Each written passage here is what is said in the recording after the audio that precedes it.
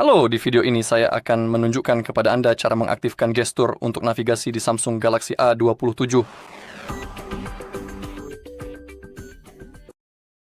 Seperti yang Anda lihat, saat ini saya menggunakan tombol, tetapi mari kita ubah itu. Untuk melakukannya dengan mudah, silakan buka menu pengaturan di ponsel Anda terlebih dahulu. Setelah itu, silakan gulir layar ke bawah secara perlahan, lalu ketuk pada opsi tampilan. Kemudian, teruslah gulir layar tersebut sampai Anda benar-benar menemukan menu bilah navigasi. Setelah Anda menemukannya, silakan masuk ke menu tersebut dan di sana Anda dapat dengan leluasa memilih opsi gestur usap untuk mengubah navigasi perangkat Anda. Pengaturannya sudah berubah, tombol-tombolnya menghilang, dan sekarang kita bisa menggunakan gestur sebagai metode navigasi. Baiklah, itu saja untuk video kali ini. Terima kasih telah menonton. Jika Anda merasa video ini bermanfaat, silakan tinggalkan suka, komentar, dan berlangganan.